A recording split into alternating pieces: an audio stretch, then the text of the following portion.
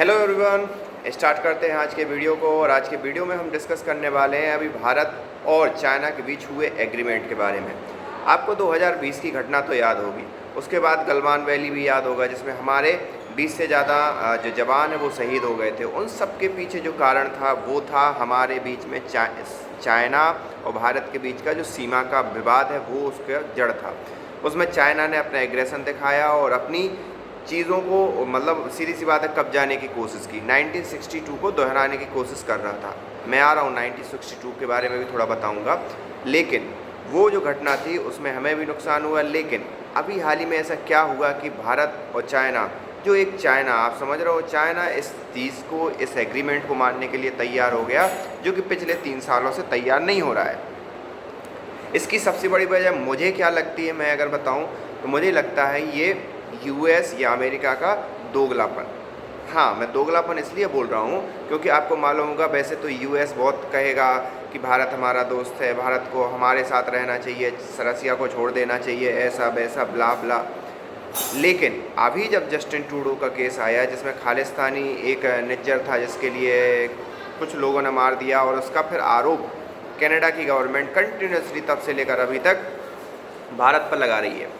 लेकिन अभी थोड़ा इंस्टिगेट इसलिए भी हो गया, आपको मालूम होगा ये बाबा सिद्दीकी मुंबई के अंदर मारा गया। उस बाबा सिद्दीकी को मारने के लिए लॉरेंस गैंग ने उसका क्या लिया, जिम्मा लिया। जब लॉरेंस गैंग ने उसका जिम्मा लिया तो भारत के अंदर ये बहुत बड़ी चीज़ें उभर कर सामने आ रही थी कि भाई बाबा सिद्दीकी को मार दिया, लॉरेंस गैंग बहुत पॉपुलर हो रहा था। तो इसी बीच में कनाडा ने भी अपना सोचा कि भाई अपने भी हाथ वो देख लें और इस बीच को लेकर आरोप लगा दें, क्योंकि कहीं ना कहीं वो बहुत सरल था कनाडा को भारत को आरोप लगाना।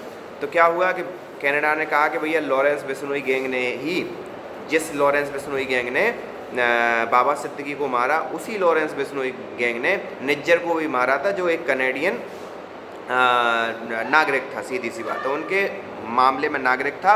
और अगर हमारी एजेंसियों का देखा जाए तो वो खालिस्तानी था जो कि 1994 में चला गया था, 1997 या 1994 में चला गया था कनाडा के अंदर। तब से लेकर अभी तक वो वहाँ की जो इस टाइप की गतिविधियाँ, खालिस्तानी गतिविधियाँ, उसमें शामिल था।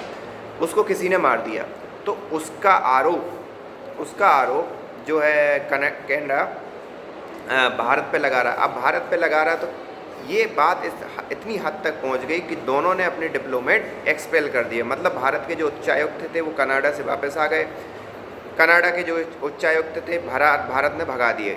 तो ये इस लेवल तक बात पहुंच गई और कनाडा और भारत के रिलेशन इस हद तक ख़राब हो गए। अब यहाँ तक सब ठीक चल रहा था, लेकिन एंट्री जब आती है, जब यूएस ने एंट्री करके ये कहा भारत से कि भैया आप कनाडा के साथ संबंध सुधारो, जबकि गलती पूरी की पूरी कनाडा की है। या इनडायरेक्टली ये कहें कि यूएस बैठा ही था ये बात कहने के लिए कि कनाडा के साथ ये संबंध खराब हो कैसे भी, या उसी ने करवाए हों, और फिर वो उस पर आरोप लगाना स्टार्ट किए क्योंकि वो रसिया को, क्योंकि हमारा जो समर्थन है या हमारा जो परचेस हम ऑयल कर रहे हैं रसिया के साथ, उससे वो पहले ही भड़का हुआ था यूएस। तो सीधी सी बात है भाई, उसने कनाडा का पक्ष लिया। अब कनाडा का पक्ष लेने के कई कारण थे। पहला तो एक ब्रिक्स समिट होने वाला है। उस ब्रिक्स समिट में अमेरिका का जो ब्लॉक है या वेस्टर्न कंट्री का जो ब्लॉक है वो कमज़ोर होने का चांसेस हर ब्रिक्स समिट में रहता है। तो उसको रोकने के लिए कि भारत रसिया और चाइना के करीब ना चले जाए, स्पेशली रसिया के करीब ना चला जाए, तो उसने ये मूव चला और भारत के अगेंस्ट बयान दिए। उसके जवाब में क्या आया कि भैया भारत और चाइना जो एक प्रमुख मुद्दा था, एक एशिया के अंदर एक प्रमुख गतिरोध था, उसको ख़त्म करने के लिए भारत और चाइना ने एक कदम उठाया जिसमें रसिया ने महत्वपूर्ण भूमिका निभाई। और उसका परिणाम ये हुआ कि भारत और चाइना आज की डेट में एक समझौते पर पहुंच गए हैं कि 2020 से पहले जो भी हमारा वो था हम वहाँ पर स्टेटस को बना के रखेंगे।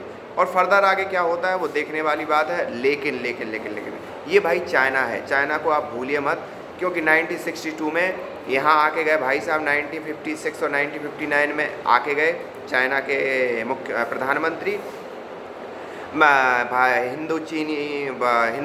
इंडिया चीनी भाई भाई का नारा दिया और फिर जाके 1962 में हमला भी कर दिया।